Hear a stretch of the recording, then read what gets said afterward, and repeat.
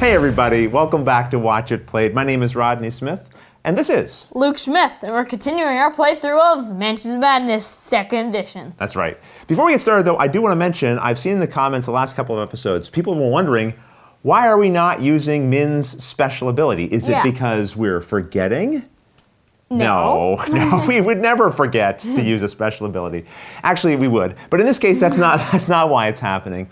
We've been trying to save it for the mythos. Yeah, the mythos phase, where normally, bad things can happen then. And we've been very fortunate the last two mythos phases, nothing's happened. So it has been kind of wasted.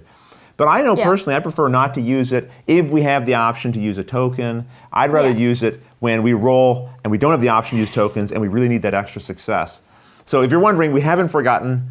Nope. I don't think. This time. It's just been strategically. We might forget this time. You never know. But right now, we are going to go to the table because we got a suggestion from Skull Hunter. Skull Hunter, that's right. Sounds like a friend of William's, maybe. Yeah. We're going to go to the table and see what we're supposed to do. It's only a short ways down that hallway, and the boys aren't that far behind, I'm sure. I wonder what those papers are on the ground. Min's curiosity draws her farther down the hallway, where she finds a stack of papers that have been strewn about the floor. Having moved, Skull Hunter now wants us to use a search action on this stack of papers. And amidst the mundane paperwork, Min finds a weathered page covered in a strange script. Someone has scrolled a note in English across the top of the page. Speak these words for great power. So Luke, now I have to wonder, has Min been drawn down these hallways because as players, that's what we've been deciding? Or perhaps there's some greater power at work drawing her attention? I wonder. Well, there's one way for us to find out, because now the app has provided us with an option. Either to recite the script that she's come across, or return the papers untouched. Well, we've got a decision to make here, Luke. Yep. Is Min going to read the mysterious papers? Well, she seems like a very curious person, checking out the painting and wandering so far away from everyone else. She really has left William and Harvey quite far behind to pursue her own investigation here. She might be the curious sort who would recite. Are we going to recite? Okay. Recite. We will recite. The eldritch words take on a life of their own as Min speaks them, reshaping her mind with new understanding of the script she's looking at. The lights flicker, and she hears a whisper in her ear, "Power comes with a price." Min now gains the Wither spell, and at what cost? We don't know, but this is a ranged spell attack with a damage of 2. And Min up to this point hasn't had a weapon, so this could prove quite useful. This also ends Min's turn. William looks around the kitchen once again and notices that the refrigerator has been left cracked open, leaking a pool of water onto the floor. He moves over to it to take a closer look. William pulls open the heavy refrigerator door. His eyes lock with that of an ancient being.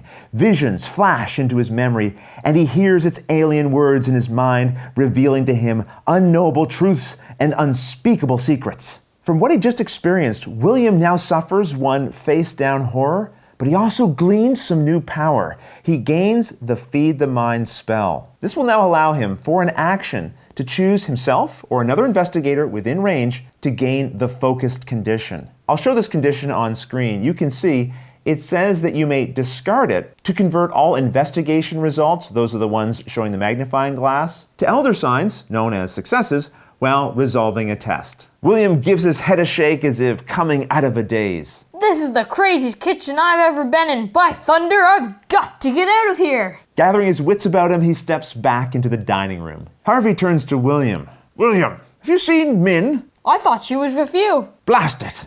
William, I'm gonna go see if I can find her. Maybe you could pick up that knife on your way out. You can count on me. Harvey steps back into the entry hall, wondering where Min could have gone. If I had to guess, I'd say she probably went through this first door. Grasping the handle, Harvey turns the knob to see what's inside. The warmly lit room greets Harvey as he swings open the door.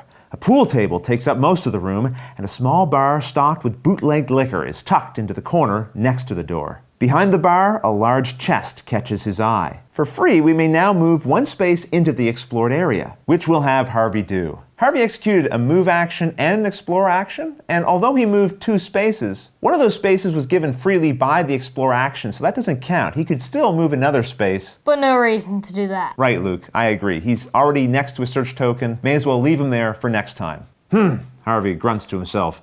No Min in here. Where could she have gotten to? We've now finished the investigators phase, and it's time for the mythos phase. Whispered voices drift down the halls. They're chanting, becoming louder and louder. Harvey Walters covers his ears and starts banging his head against the wall to get the voices out. We're now told that Harvey will suffer 1 face-down damage and 1 face-up horror, but each success on a will test will negate one of those. Harvey has a will of 4, and this is definitely a time where we would use Min's ability to do a reroll if we fail. But Min is out of range. Right, this would only work if we were within range of Min, which we're definitely not. Luke, do you want to roll the dice?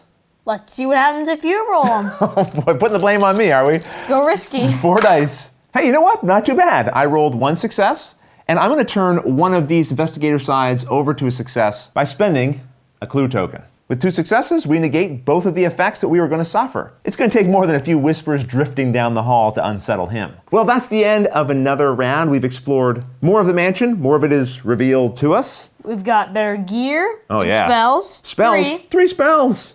This is now my 6th time, I think, playing this specific scenario, and I think this is the first time I've seen the investigators gather this many spells and items This quickly. And I think that's fortunate because the Mythos phases so far have been pretty nice to us. I have a feeling we're going to be punished later because of it.